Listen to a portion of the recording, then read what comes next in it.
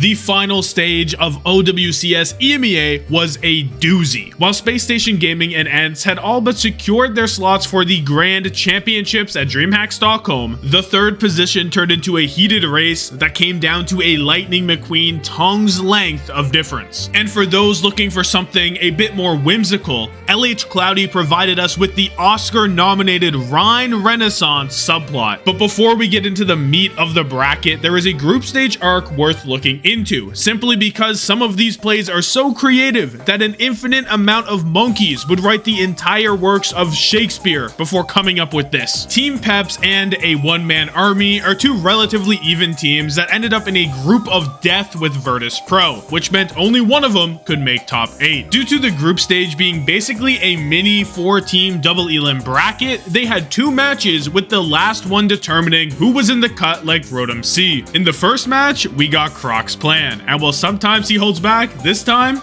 he don't. Not only did he whip out the Reinhardt looking for the Scheist TP pin play, he somehow mind-controlled FD God to lock Lifeweaver in order to blatantly disrespect the rules of a ground tank and go wherever he wanted like he got Overwatch 2 action replay. After securing the high ground for his imaginary friend, I guess, because I don't know who's using it in this Tracer Sombra Orisa dive, he marches forward to strike the fear of God into Avo as he watches the horse ascend. But he ain't done yet, cause bro is here to perform the rare Terra Surge drive-by as FD God pulls him back to the squad. This was low-key kinda cool, but it ain't do shit, cause nothing else died and they had no point pressure. However, there's more to the Lifeweaver, like the ups and downs of the elevator business. And why is Crocs up there and how did he kill Avo? There is zero footage of what went on up there, so there must have been some dark magic or something. Regardless, after watching FD God run the mental math to remember which Orisa is on his team and seeing this pull whiff completely,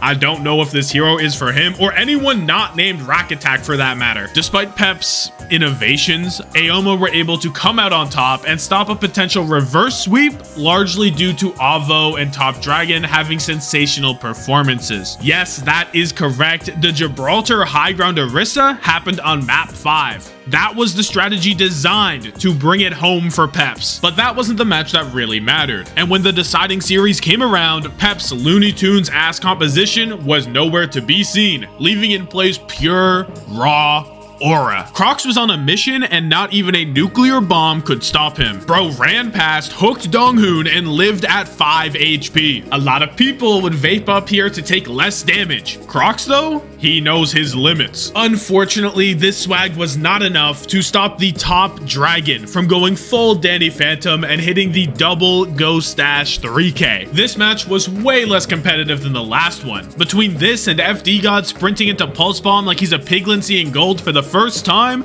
it was Jove. Also in the group stage was Twisted Minds vs Piece of Cake, the beginning of the TM saga. Well, maybe it's not the true beginning, because first TM went to map 5 against Negative Mental Attitude, but I didn't catch it in the replay viewer in time and there's no broadcast, so I got no clue what went on in there. And honestly, after watching Gucci hit this clip in the top 8 deciding rematch, I don't want to. Sometimes information can only do more harm than good. Going back to TM vs POC, and I'm surprised that acronym got past Blizzard. That's really what we're running here? Okay.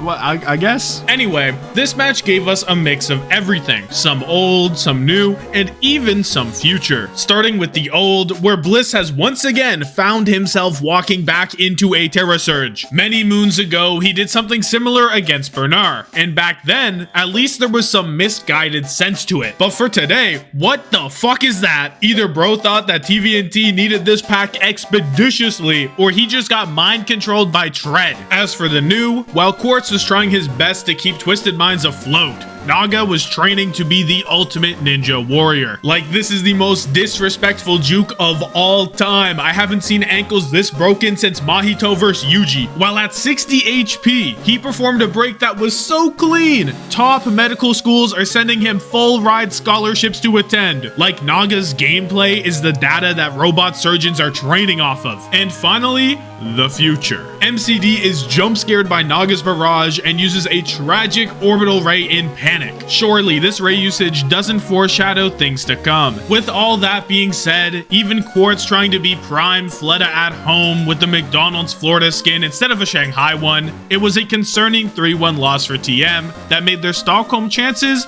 look questionable. And before heading into the bracket, I regretfully must call attention to the corruption I found within the Horse Council. As claimed in my last video, I tried to use my current 31,553 horsepower to help Astro get a seat. However, I was met with excuses from higher ranking members that I will keep anonymous at this time, declaring that due to the map 5 breakdown, we would require more horsepower. Despite my rebuttal that it would have been really cool if it worked, they did not budge. Folks, this is where you can make a difference, as I can exchange 1 subscriber for 1 horsepower. So if you also want to do your part, consider subscribing.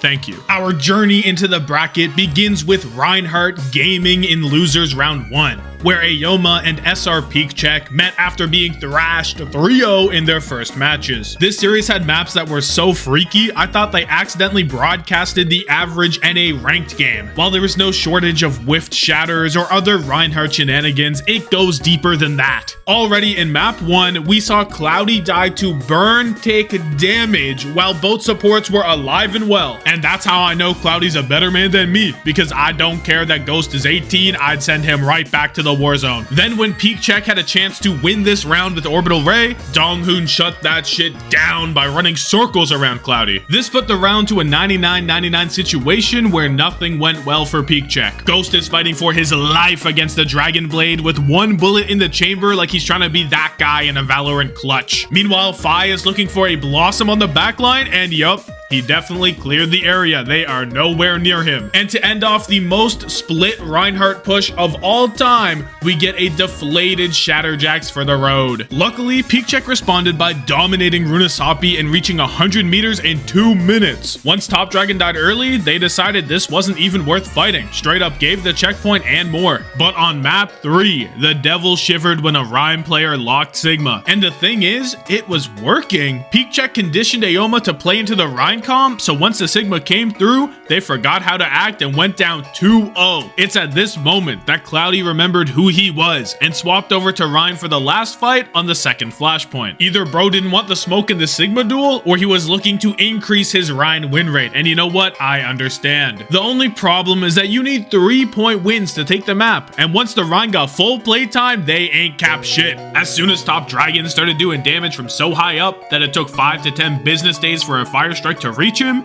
the Cloudy comp was cooked. And now shit is getting serious. With the tournament on the line, SrPC go to Junkertown. And I know that I've been hyping up Top Dragon as the one-man army and citing him as the reason that this team is really here. But if his actions aren't enough, maybe his teams are. Because they once again turned around and gave up on the fight because he wasn't around. Bro already dropped a point and he ain't trying to get an ult out or nothing. So after a 1-fight loss first point, PeakCheck went into second with 5.5 minutes. But AOMA still can't hold close because their Bakugan Dragonoid is in spawn. So after Cloudy's done going everywhere on the map like he's playing Splatoon, he gets down to business. The business in question being a Chillionaire on cart. After wasting the TP and all that gas money running around, he said, "Aight, step up then," and started playing whack-a-mole with whoever pulled through. You can tell this shit was not a game to him. Hit the shatter to secure the high score and let Top Dragon know how he really feels. And if this offense wasn't quick enough, AOMA won a single fight on third, and then in an attempt to avoid a repeat of second, they didn't even try to step up. When it was AOMA's turn to attack, they broke through the close hold with a Top Dragon Pharah moment and cruised through first point, and things continued to look strong on second. Izdom went unexpectedly stupid on the Winston, making Theomatic cry tears of joy from the bench. He took the PeakCheck backline on a free trip and then returned to the objective. What? Where is he going? He's taking a detour to the Mega Health Pack. He's 1v1ing a Reaper. There's sim turrets. There was a million different ways to get out of there, and this was the path he took. But it's okay. No, it isn't. Cloudy is back to work. And this time, he's taking his business on the road. No one is safe. And I know there was a lot of talking in the break room after this fat shatter. This was the opportunity for AOMA to get to third point, because after this, they didn't do shit. Top Dragon tried to make something happen in the dying moments, but the pressure pressure was too much. With that, AOMA selected King's Row for map 5. This was probably not their first or their last mistake, but it was definitely a mistake.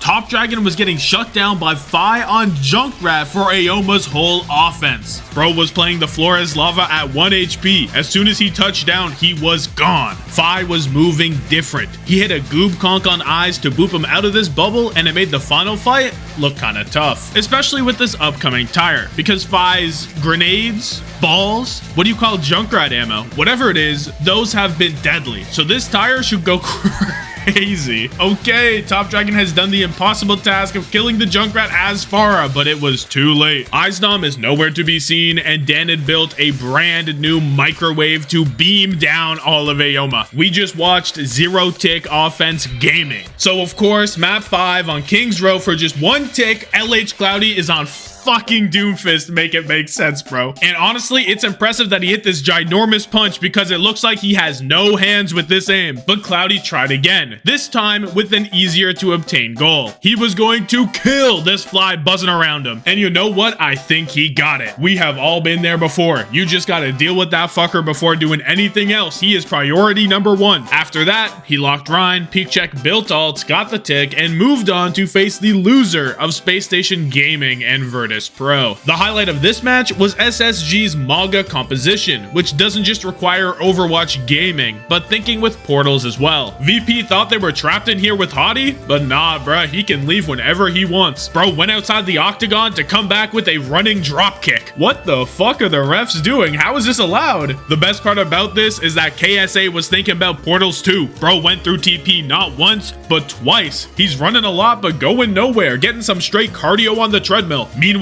with everyone considering the applications of this new technology, Backbone slipped out the side door. Bro moves without the portals as well. They don't call him the thinker for nothing. He's a multilinguist philosopher. The game itself had to fuck up his TP because he was getting too nasty with the movement, but he had a backup plan to treat VP with the respect of a shady man in a UK alleyway. They gone. And it turns out that Backbone's movement transcends Symmetra. He was feeling himself and went for the 1-block vert off the map. Yo, but tell me how this play ever works out. Even if he hits this, Backbone's going off the map and Gala is living. Bro ain't even have to go in, like what? Regardless, this game almost got shiced with SSG going for a Gibraltar Reaper moment, and that led them to being stopped on second point. But it worked out in the end because Backbone once again was a threat on the defense and came up large, especially in the final fight. They were also assisted by Shockwave going 1 step too high and getting blown up because of it. Diva Bomb had no business hitting this nasty head peek. Overall, this was a good match, but it was so macro intensive that I just ain't going through all that. Before going back down to Reinhardt's Rowdy Rendezvous,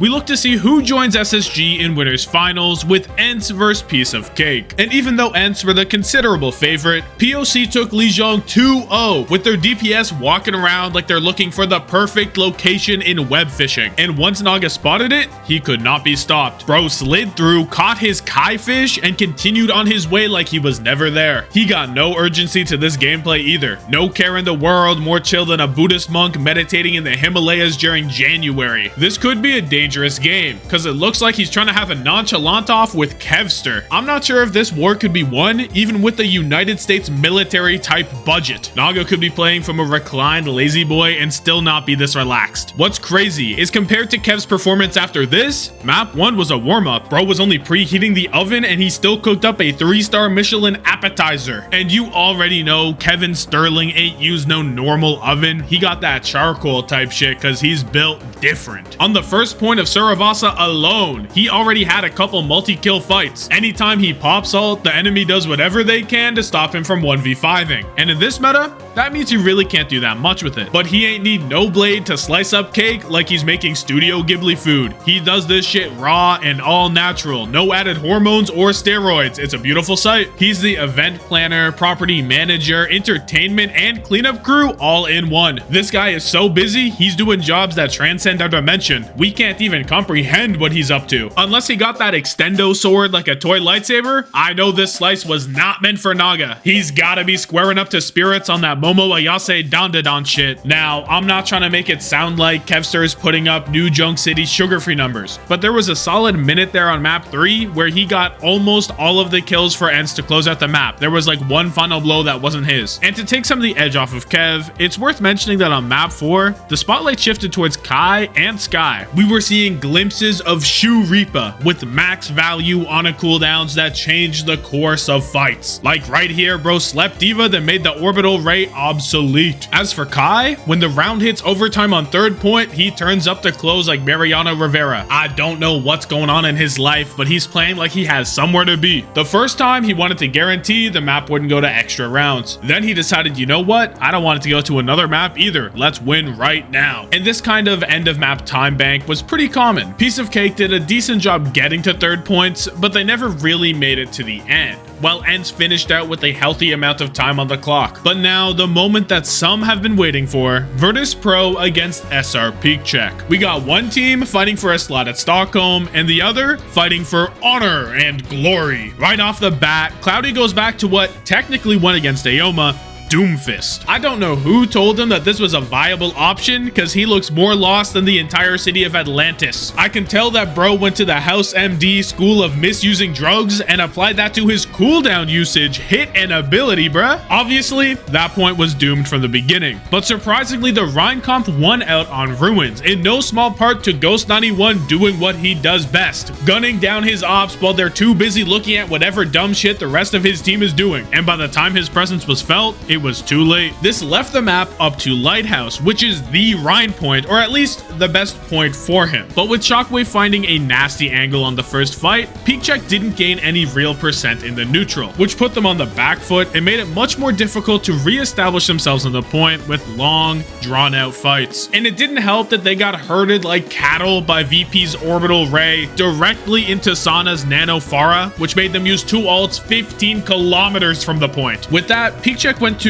apparently everyone's favorite map, Runasapi, where they were trying to move different with the teleporter, only to go nowhere in particular. It turns out the person who was really moving alternatively was Canale. Bro didn't just run, he damn near flew across the map to get active in this fight. Bro used both full throttles back to back to get over there that quick. And as a side note, I get that rally's up, but I don't know if I fuck with this being a kill. Bro was a full tennis table away. Even with Danid locked in on Symmetra, using anti-air technology, hitting triple sim orbs to strike down Sana, VP went up 2-0 in the series. With their tournament life on the line, SR Peak Check went back to the turning point versus AOMA, Junkertown. And once again, they had no problem getting through first. Get Cloudy on the point and he will just start swinging. Second point was a different story though. After hate criming Shockwave and gaining some ground off it, they got stuck completely. One time, Sana separated Ghost from his family on some Home Alone shit, and then they played a round of Tiny Overwatch to decide the outcome of the fight. That shit was not fair though. VP used Terra Surge, Barrage, and Orbital Ray in a space the size of a $5,000 New York studio apartment. And then on the last fight, Shockwave went for a sneaky Bob play, but bro's in his own lane, head down, no clue what's going on around him. It's about now that VP wish they ain't spent all that on Tiny Overwatch, but I get it. That shit was mad fun back in the day, so they had to overult just to feel something. But Peak Check are not out of the clear. They only got a minute on the clock, and VP have them in a vicious spawn hold. This shit should be completely cooked for Peak Check, but instead, we got some legendary choices from VP. While the rest of the team is respawning, Shockwave is on a mission to maintain the spawn hold at all costs, and solo Bob's Danid before hitting an Overwatch classic second point defense Gibraltar type stagger. And even though I don't have the footage for this, Rajaro cannot hide that he ran it down to trade his life, which left VP no point presence to stop Peak Check from rolling the cart to the end. Somehow, no fights took place on the geophysical location of third point in this round. To make matters worse, VP's offense was good enough to beat wherever they should have held Peak Check, but not good enough to complete the map. So even with Phi doing whatever this is, maybe general Junkrat behavior or taking drone footage of the water tower, but regardless, this shit is ass. At least we got some cool teleporter tire plays. For instance, take a look at this one. After ripping it in a secluded location, he waits patiently for the light to turn green, which it should be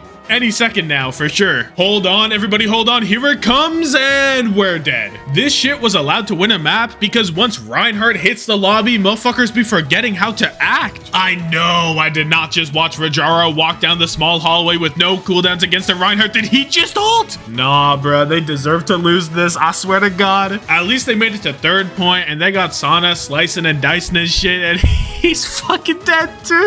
Oh my God. These guys were the runners-up of last stage. Y'all cannot be getting pieced up by the featured shitmon like this. To stop all momentum, VP go to Saravasa, the map that's apparently so bad for Rind. Cloudy starts on Sigma once more, and he wins the first point 100-0. First, he won a point as Sig versus Orisa, encouraged Rajaro to take the Sig duel and lost that point, and then went Reinhardt to run over the Sig comp and get to map point. It was a genius gambit to manufacture a compositional advantage, but now they had to win a point as Rein versus Orisa. Luckily, in the last fight with a severe ult advantage, Rajaro was possessed by a wandering spirit, which took him far away from anywhere that he should be. This was the VP state of affairs when he once again tried to trade his life for Ilpi. I understand that there's not that much time left, but surely there was another way to go about this. At bare minimum, Sana probably still gets the touch, and at least Rajaro can use ult before he dies. I guess that's just what happens when the other team wants it more. No one on VP was going for this try-hard ass play with the despicable nerd swaps in spawn, with the threat of their last 2024 OWCS game being a reverse sweep by Reinhardt. Virtus Pro selected King's Row as map 5. VP's attempts to get through first point were turned away, with PeakCheck finding ways to kite ult and commit their own even when down numbers. Eventually, an aggressive Terrorblade combo did the trick, catching PeakCheck being a bit passive with both their Simwall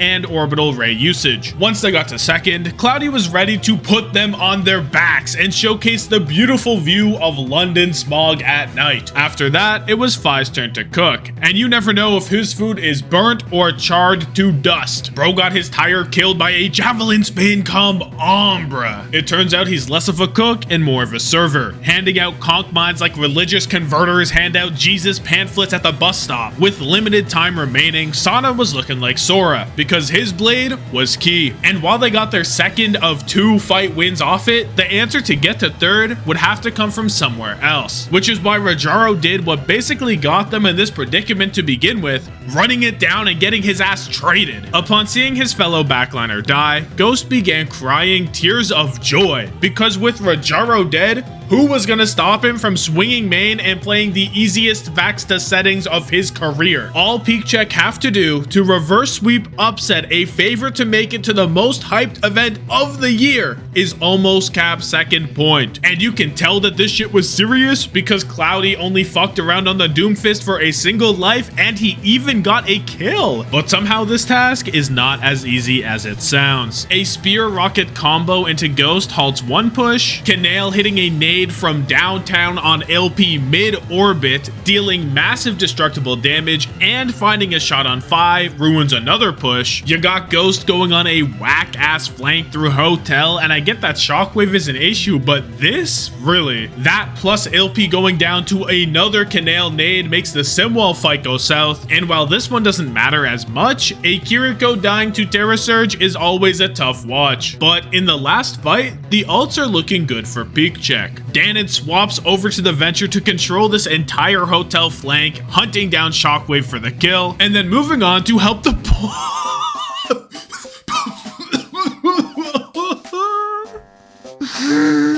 How is this our reality? What even happened? It turns out it's not all on Danon. As Cloudy was pinning to point, Rajaro came through with a spear that could pierce the heavens. If he doesn't hit that, I have no clue what happens in this fight. Low-key, I don't even know if Reinhardt makes it to the point in time at all. This win was big, and even though they avoided being the biggest chokers in OWCS, they still have one more match to go to decide if they make it to Stockholm. Their opponent is the other team trying to make it in still, Twisted Minds. I've been low-key about their run so far, but they are not the same team that lost a piece of cake in groups. UB2 Shoes is on the bench, meaning Labda is locked in on Pharah. While his effectiveness is open for discussion, and forcing Pharah everywhere could lead to things like dropping a map to the lowest seeded team in the tournament, but it's not like that should matter too much, and it's working far better than the alternative. He's in the lobby to alleviate some pressure off of Quartz, which honestly should be the top priority for every player on this team. Even TVNT, an individual whose hands whereabouts still remain a mystery, is using his feet to march forward. He applied so much pressure on Hottie that Backbone had to put him in a 1x2 hole like he's trying to survive the first night in Minecraft. The fight may have ended years ago, but this brave soldier is still fighting on. He's putting in 110% effort, not letting even the largest glaciers deter him. Even in their first round 3-1 loss against Space Station, the TM shift in philosophy was felt. Going from planning around Yubi's hero pool with the Mei to Quartz being set up like prime Ovechkin playing with 4 Nicholas Backstroms is a crazy difference. Like in this fight, 2 of his bum-ass teammates died to a Diva Bomb in Big 2024, but Quartz is out here doing what he has to do to get the dub. What's really crazy is Landon thought he could just walk away from him. Hell no, bruh, you're gone. And it's more than just his mechanical skill. He's utilizing places on the map that haven't seen real gameplay before. Like, I didn't even know this ledge existed. He gave Bob that Sabrina Carpenter ass positioning, and trust me, no one has ever tried this one. Now, they still definitely lost and were outmatched by SSG, but for the first time in a minute, they were somewhat enjoyable to watch and trending in the right direction. And it was just in time for the piece of cake rematch. Y'all might think that I'm overhyping this whole new Twisted Minds thing, but this game shows that I'm most definitely not. Piece of Cake couldn't deal with it. You could get an entire Commander X interview with Piece of Cake, talk about all the flavors, ice cream cake, birthday cake. Should birthday cake be a Timbit flavor? I think that shit's ass, but who knows? And it's Commander X, so you know there'd be a cheesecake shout out. You got all this conversation flowing, but as soon as Quartz comes up,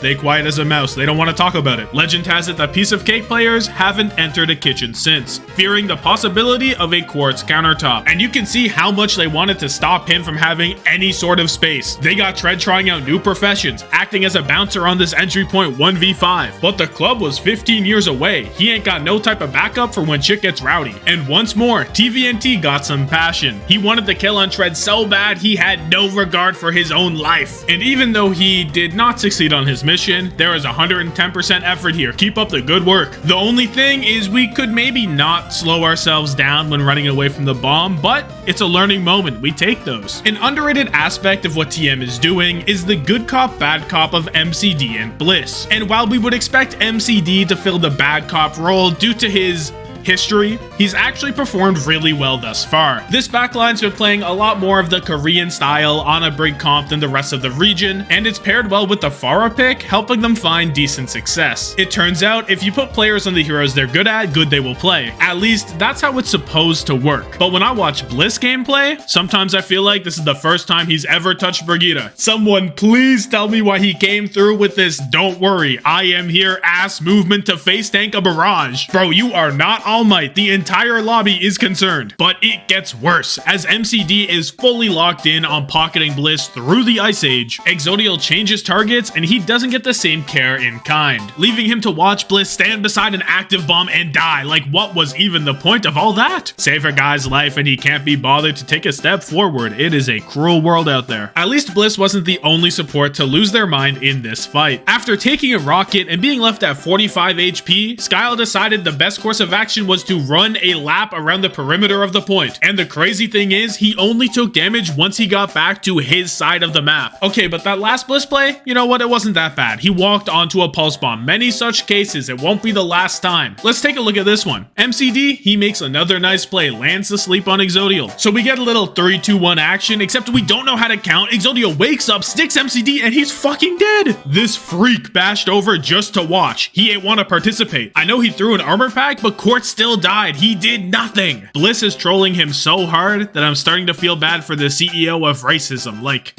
wow, it's impressive, really. And it's not just that they didn't get the kill, MCD fucking died for it. Like, anyway, despite this, Twisted Minds came out of the revenge match with a 3-0 win, setting the stage for the most important game of the EMEA season, Virtus Pro against Twisted Minds, with both teams putting everything on the line for the final Stockholm slot. But before that, we need to discuss the classic SSG vs ENCE winners finals to see which team is waiting to celebrate the big achievement in Losers Finals. Map 1 had Hottie low-key beefing with the Lijiang Gardens bridge, cause it didn't matter how fat the shatter was, that shit was getting no value. And bro was deeply uninterested in learning from his prior experiences because he did it twice. I'm starting to think that following up on the shatter was not the main goal, and he had some ulterior motives to destroy the environment on some Marvel Rivals type shit. Unfortunately for him, this ain't no middle school physics project. The Lijiang engineers didn't build their bridges out of popsicle sticks. Even with his fancy cosmetic hammer, it was completely stable. But just because the bridge had Nokia cell phone durability doesn't mean Kev was gonna stand by and let Hottie destroy public property. Hottie got thrown off the very bridge he swore to destroy in the deciding fight of the map. And with little time remaining, the Kevster Farah looked poised to put ENCE up by 1. In the scramble and down a tank, Backbone put up a thoughtful TP to get Hottie back in the fight, where he found Kevin dead chillin' on the floor, and bro ain't asked questions about why the bird was on the ground. He just got his revenge and went on. Now all he had to do was hang out and swing that thing around. This Amazon Prime Express Delivery point presence in tandem with the flanking threat of Sparker was too much to handle.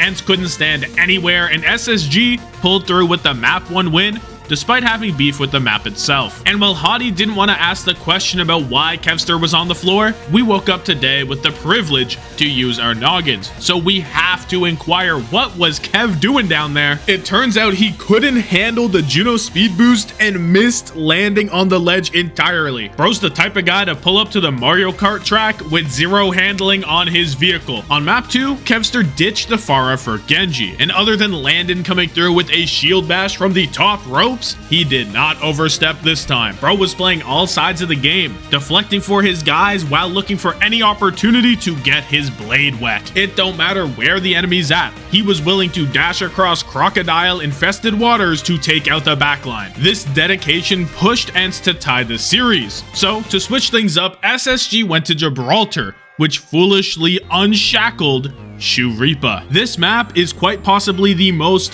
dominant honor performance the Western world has ever seen. Bro's out here looking like Max Verstappen the way he's driving every play. It's a damn good thing Overwatch isn't a MOBA, because if you opened up the shop to buy anti-nades, you'd find Sky cleared out their inventory. They got nothing left and he already pre-ordered more. We got 4 clips of fight-winning anti-nades from the first point defense alone. It's like SSG took their shoes off in a field of snakes and saw a Reaper in the sky. And it wasn't as simple as diving him either. When KSA and Backbone gave it a try, they got completely dominated in the 2v2. Kelix was right beside him the whole time. He's not about to let anyone run up on gang. And while this was happening, Kevster was taking care of business on the other side of the map anyway. But then, in the final fight of the point, his powers ran dry. He missed the nade on the cross, and SrPC went into hiding for the rest of the round.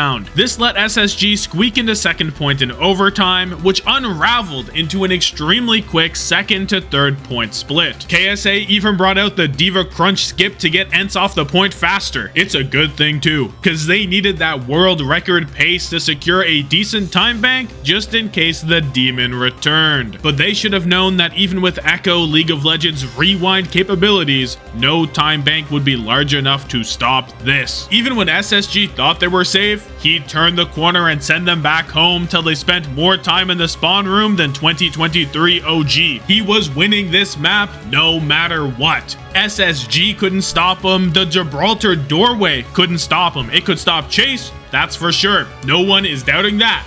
But it could not stop Sky. Chase even did a little trolling to find out just how powerful the Shoe State truly was. He dove headfirst into a nuclear bomb to give SSG an extra point, all in an effort to find the Sky limit, and we still don't know where it is. He was simply hitting goob nades with too much consistency. It's not natural. Needless to say, making it to the target destination was a trivial feat for this otherworldly being, and ENCE went up 2-1. 1. Although Shoe Reaper's reign of terror was over, his presence was still felt in the lobby. SSG were shaken to their core. I'm not sure why, but Backbone in particular was experiencing CTE-like symptoms. Bro got exploded by nades so often that OWCS is gonna have to introduce a concussion protocol for 2025. He is wandering around Midtown like it's the first time he's seen the map. Somebody please get him some medical assistance immediately. But the help never came through, and he went on another diluted mission into the ENCE backline. By this time, Landon had noticed the situation, and he followed Backbone to give him some much needed support. Perhaps the team most aware of Backbone's condition was ENCE, and they did not care about his well-being, because with the May and Bat playing patty cake elsewhere, they were free to run down the rest of SSG. What they didn't account for was that Hottie didn't play on Gibraltar, KSA did, so he was still in prime form, able to take out Kelix and almost Kevster before Vestola pulled through with a clutch spear. Even with the miscalculation, ENCE won their fight, and now they just had to deal with the Wanderers. Kai pressured them off point, and they got quickly cornered into the staircase. It was looking Jover for a dilapidated duo,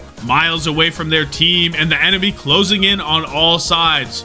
But they still believed they had a chance. Backbone was unwilling to lose this staircase, the last bastion of hope, without a fight. So he used ult and died immediately. There was an attempt at a last push, which let Backbone briefly explore another part of the map, but ENCE held strong, allowing less than 75% on the point. After a performance like that, Space Station would need a miracle to hold on, and ENCE weren't playing around. They sprinted at Hottie not once, but twice. Bro was dead in 40 seconds. Meanwhile, while his tank was participating in the Calgary Stampede, Backbone was just a chill guy at the fire truck, not letting anyone or anything bother him. I don't know if a spontaneously placed wall would have helped defend against the rush or anything. It's fine though, not a big deal. With that, ENCE went on to Grands, and SSG got to recover for a day before facing off against their fellow Stockholm goer in either Virtus Pro or Twisted Minds. And this high stakes match was a complete Twisted domination right out the gate. TM 2-0 swept Lijiang, with VP only getting a single fight win off a cross map spear from Rajaro. But that shit was not gonna slide for map 2. VP bounced back like a wall ball thrown directly at some kid's back, being so dominant that Twisted Minds didn't touch the objective. Shortly, VP can snowball with ult advantage, and never mind bruh, Quartz already got a kill. I can't even finish the joke properly. Just kill the other support as well, sure, you know what, why not? And here's a little spoiler for ya, but once again, the rest of this map is a TM sweep, and I feel like I can only glaze Quartz so many ways, but he's such a constant presence in the lobby that it's impossible not to. If you ever wonder how TM won a fight, it's probably because Quartz got an early pick or a mid-fight pick or cleaned everyone up, maybe all 4 combined. 4? 3.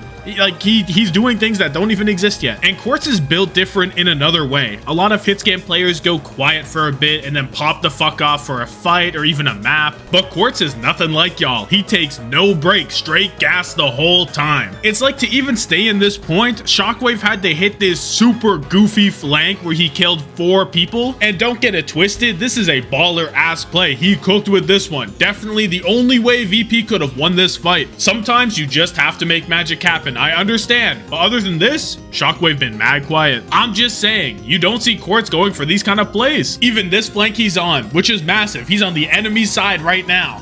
But it's different. He got that thoughtful gaming. I don't know how to describe it. Bro's the considerer or some shit like that, you know? But with that, TM are up 2-0, and VP are about to go out as sad as can be. So, tournament life on the line, they've run Esperanza, and it goes bad immediately. After 3 minutes and 3 fight wins, Twisted Minds have over 90 meters. This shit is just sad. How you gonna make a reverse sweep to Cloudy look like a better fate? But then, out of nowhere, we find out that Bliss didn't have it out for MCD or anything like that, but instead had a disease that resulted in violent trolling, and I fear it spread to the victim. VP just got the checkpoint, but that didn't stop Labda from going crazy on him, making a 2v4 a 2v2, which is big. This stops the VP push in their tracks. They gotta regroup and reassess, except MCD thinks there's more to be done and drops the orbital ray to help Labda do what? The best case scenario is MCD lives and VP backs off, The worst case scenario is MCD dies and VP still has to back off. They got 2 people there, dog. Find someone who believes in you the same way MCD believes Lambda can uncheck the point. Now VP get to push in without the fear of an orbital satellite aimed directly at their location, letting Rajaro walk with a newfound Johnny Bravo type swagger. Meanwhile, on the other side, TVNT is moving with Sid the Sloth energy. He don't know where anyone's at. It's like they left without him. All of this meant that with a minute to go, VP took the lead. However, TM were far from finished. They still had ults to play through and were pushing back strong, and never mind, they have been finished. I don't know what it is, but MCD has a special talent for being a victim. He just built the most important ult in the lobby and he dies to his own teammate. He almost single-handedly brought Virtus Pro back into this series. So here we are going to map 4, where Twisted Minds chose to bring us to King's Row. And they went right back on track, breezing through first and second like Aang, running through the Fire Nation and making it to third point with over 4 minutes on the clock. And finally, after all this time, VP has remembered that they can fight back. This feels like the first time in the series that VP themselves actually did something that led to sustained pressure. And it came from Kanale just walking. Watch him go. He sees Bliss at low HP and he says, you know what? If I'm gonna lose this game, at least I'm not gonna get break diffed by that guy. We gotta go now. It was like watching a baby learn to walk for the first time. Almost like VP hadn't considered that was an option at all. Upon learning of this new technology, they immediately did it again, but this time with Orbital Ray. However, they did not complete the lesson. They knew they could run over the enemy, but they didn't know they could leave yet, so they just kept going. Look at where my Brig and Widowmaker are holding to defend third point, bruh. This shit is insane. Obviously, they can't really win from this angle. I mean, look at that. That's not a winning grapple. But they burned hella time while the cart was moving backwards, so we low-key take those. All the same, Twisted Minds were able to complete the map with time, thanks to a kill from Quartz and an infrasight that revealed a flanking Orbital Ray. Why does it look like bro is fleeing from the crime scene? You ain't do nothing. Guys, I think they're onto us, ass movement. And I'm telling you, Kanale marching it down like he's Saint Chroma was the turning point for VP. They came out on their offense and completed the map with a 5-minute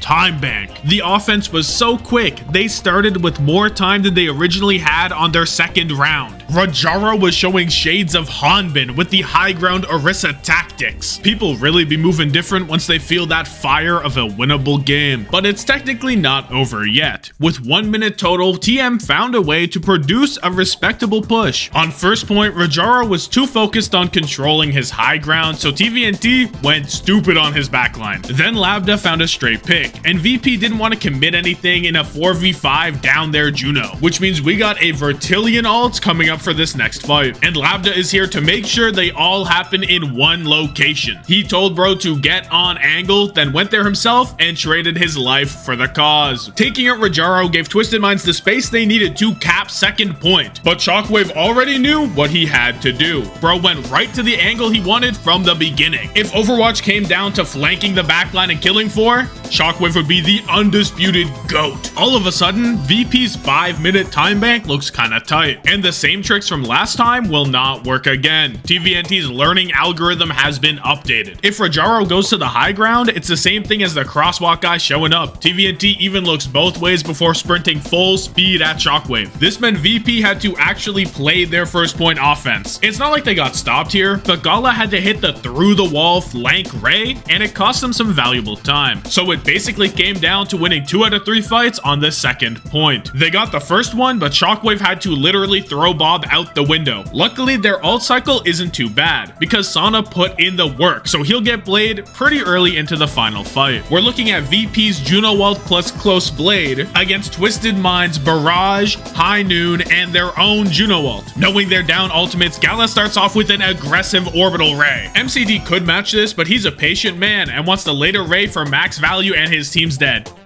They lost. It's over. We have to go to map 5. Why?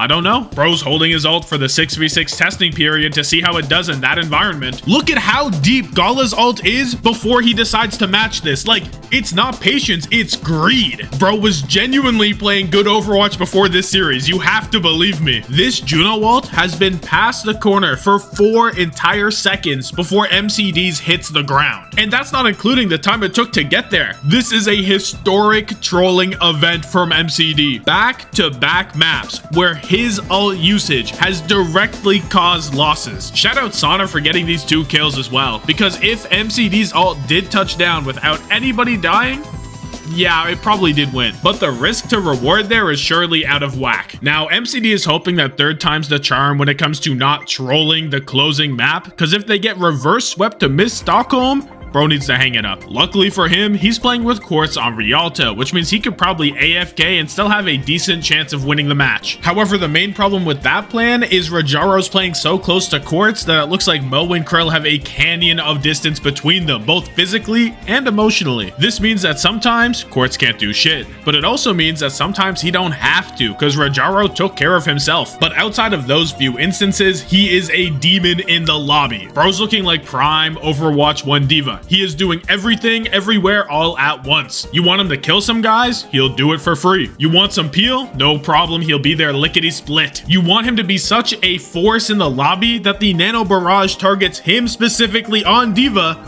No problem, he has that covered as well. And that's part of what makes this matchup so fire, because we already know that TVNT follows the complete opposite school of thought. Bro only has 1 inventory slot in his brain and it says we move. He needed to go to the point and got there in the most efficient manner possible. Then Rajaro comes through and you can tell he's not built for it. Bro said, oh, I can go do this as well, and abandoned the point for a second. But not TVNT, he is locked in. And I can't make this more clear. TVNT's job wasn't go to the cart or complete second, it was cart. And that's what he did. Bro carted. And because of that, TM made it to 3rd point. If he tries to do anything else on top of it, who knows what happens. And this was only possible thanks to a complete team effort. Quartz gets an early pick, Labda kills Canale, and I know they didn't want to give space, but does Brig need to be there? He also separates Gala from Rajaro and then takes him out before Rajaro leaves the point to deal with him and he dies. Then finally, a classic Bliss Lucio pop-off out of nowhere. I don't know what triggers this event. Do we need to do some Reggie puzzle shit where we read moon runes and then walk under Rialto with a Roadhog and a Soldier 76 in the party or some shit? Like, where is this coming from? Making it to 3rd from that position was a huge victory in itself. But now they only have a minute and a half to do something. That don't matter to TVNT though. He ain't even think about what to do. He's already in the backline. And somehow, some way, that's good enough for Labda to make it to the backline and trade for both supports. The craziest part is Rajaro hitting this spear on Labda didn't matter at all because there was no help. Bro's looking around like, hello, do I have a team? Is it just big me? What's going on? By the time he made it over to the commotion, it was too late. Playing against this simple, run it down gameplay pushed Rajaro to his breaking point and forced him to add heat-seeking missile to the list of things he can do in a fight. While TVNT is more of an Indiana Jones style boulder rolling into a general area, Rajaro is doing something far more sinister. Bro's playing like a BTD6 Moab assassin without the restrictions. Nobody is safe. I swear to God, you could be a black camo balloon, and if you're out of position by 2 centimeters, it's over. Rajaro's got you dead to rights. As you can imagine, this evil Captain Sully type piloting helped VP make great time while the Diva was in play, and they had a good 4 minutes for 3rd point. But that area of the map is firmly under Horse Council control. And unfortunately for Rajaro, the Orisile is still in development, which means Quartz was able to stabilize the situation before shit got out of hand. And once he did,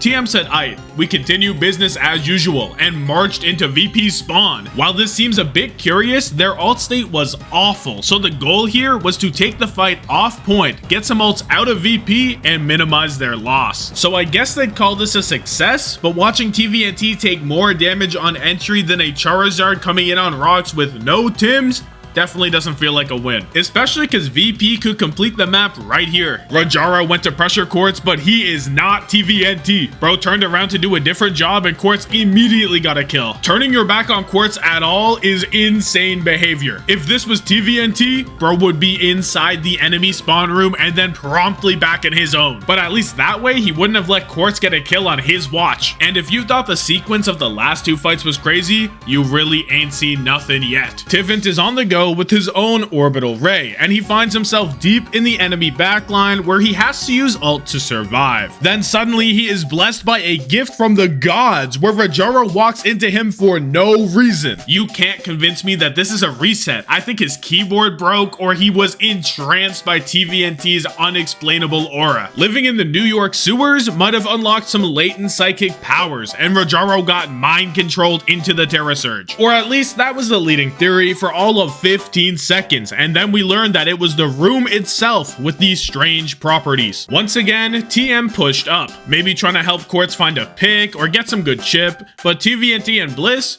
overstayed their welcome. So they book it up the stairs like they just turned all the lights off in the basement. And while TVNT seems to be immune to the room's effects, Bliss is stuck in there. He cannot leave. He goes down with the fight, popping rally and everything, but it's over for him just like it's over for this round. And upon further investigation, they didn't just overstay their welcome, bro. Nobody invited them. Look at where their Juno is. Hello? What are you doing here, bruh? This genius play to chase into spawn with no Juno meant we had extra rounds. And on top of that, VP had more time, so they knew exactly how far Quartz could take TM and where they needed to match, which after a couple huge kills turned out to be just before the first checkpoint. Unfortunately, Quartz made sure those 13 extra seconds were about as useful as protecting against Urshifu. Even when he was getting hunted down like the last player alive in a Supervive squad, it came at the cost of Rajaro having no ground support on his aerial assault. Just like that, VP got no time and Labda caught Shockwave out on the flank, which was actually the perfect repositioning tool for him to add another important death to MCD's already impressive resume and get past the corner of doom. This was the spark he needed to go hit for hit with Quartz in these final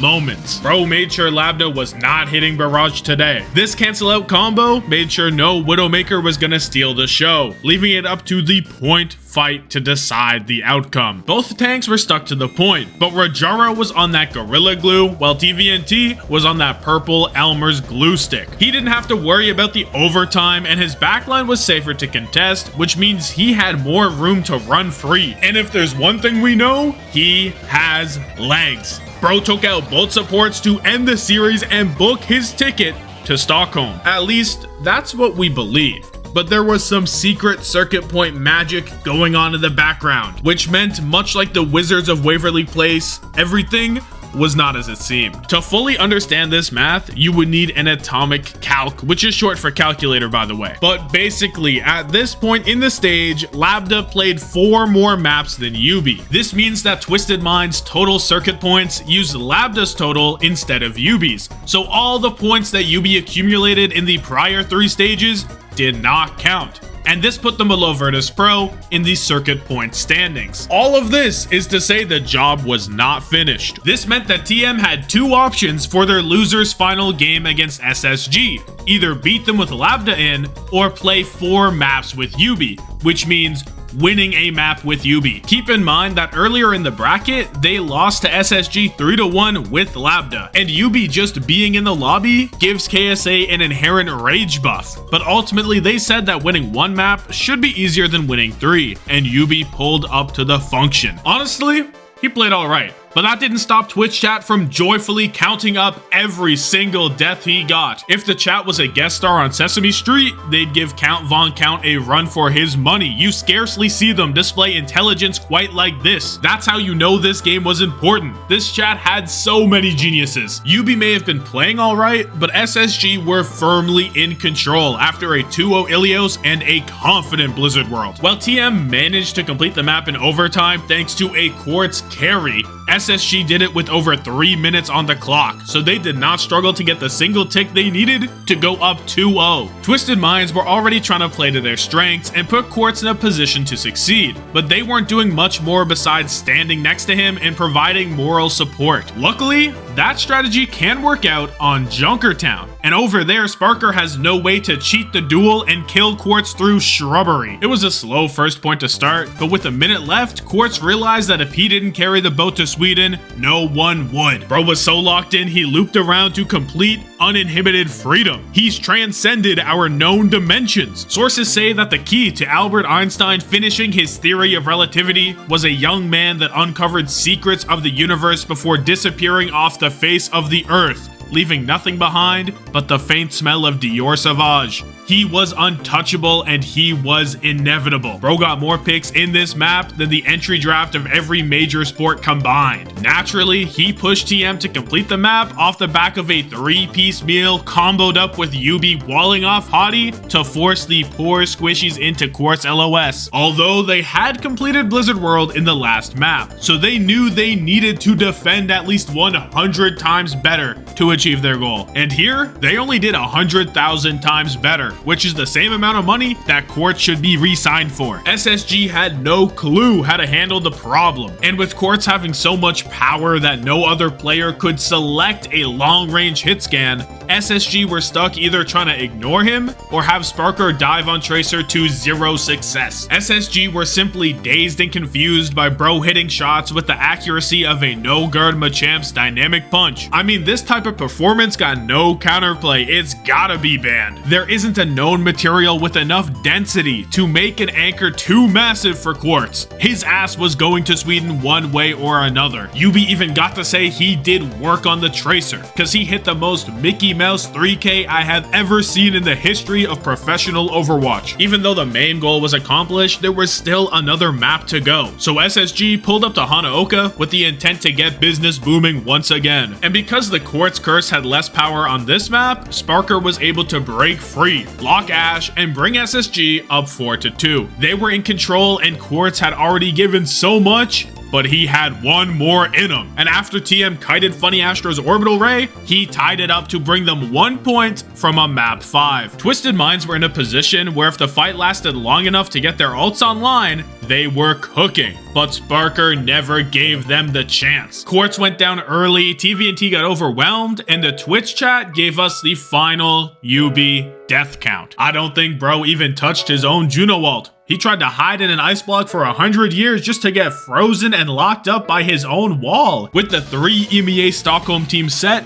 all that's left is the grand final. Space Station Gaming vs ENCE Round 2. Today was a whole new day, and you can never underestimate what a good night's sleep can do. I know Sparker must have been extremely well rested, because this Hanzo pick could only make sense if it came to him in a dream. He had the type of slumber where you don't know what year it is for a good 10 minutes after waking up, and this was the result. Hanzo putting in an absurd amount of work in grand finals while having a 0% pick rate across all regions. There is no shot that Chris had this cooked in the pregame. You can tell it was Sparker on some G shit. Bro was feeling himself doing 360s mid-high noon for gits and shiggles. But there was something far more sinister that was premeditated. The vaccine to Kevster's Pharah landed on Baptiste, which alleviates pressure off of Sparker and honestly everyone else on the team as well. It's big and greedy, but when it's possible to add this much value and give Sparker the go-ahead for these classic,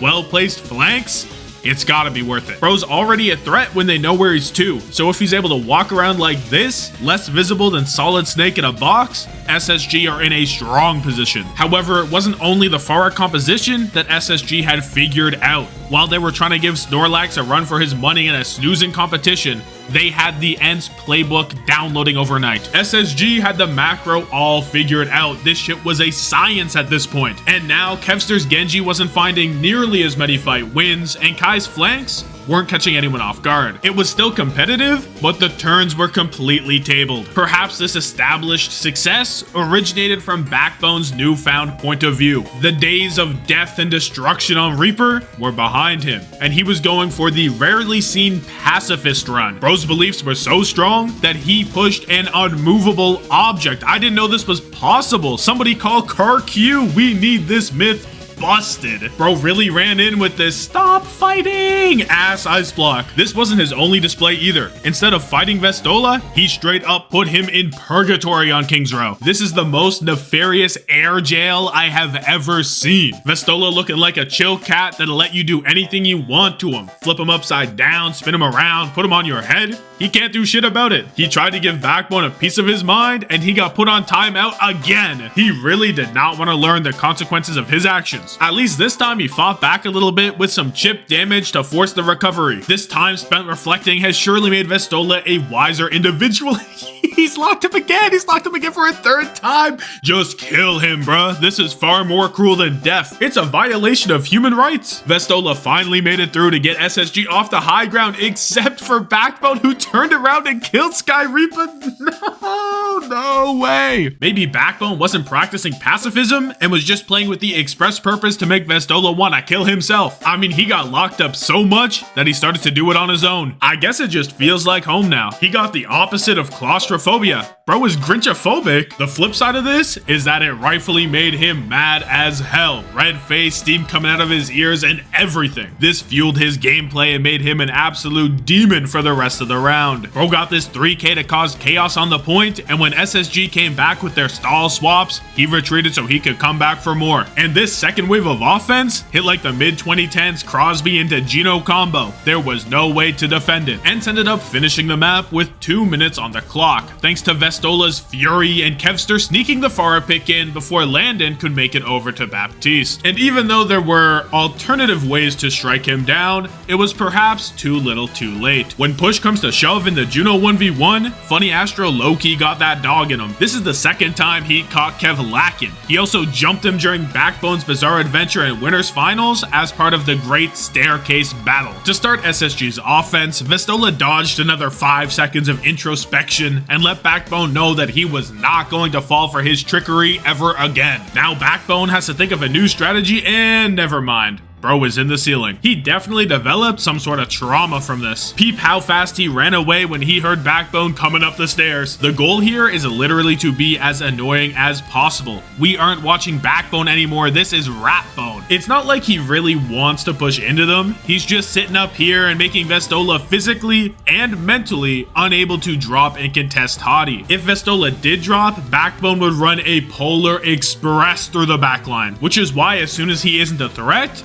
ENCE make their move. I know Kevster was waiting all day for the signal to run it down because he didn't have to hear twice. Bro was gone. This maneuver cost a tick and orbital ray, which is fine, especially for King's Row first. Or at least it would be if Vestola didn't explode before the next fight began. This let SSG cap while having a disgusting alt economy, and it snowballed all the way to a 3-minute map completion. They did not lose another fight. In this type of macro-heavy, alt-focused meta, a free fight can completely change the trajectory of a map. And with Backbone's Blizzard making Sky's unmirrored Juno ult not be a weapon of mass destruction, it was harder for ENCE to regain their footing. In this matchup, it isn't a free space button. They do not pass go, they do not collect 200 junillion meters of space. ENCE had 2 minutes to make something happen in extra rounds, and half of it went away when Vestola got walled in. He can't keep getting away with it. Hottie used this opportunity to contest point, get a little cardio in with a light jog around the map, and find Kai in prime position to get thrown against the wall. Everyone else reset,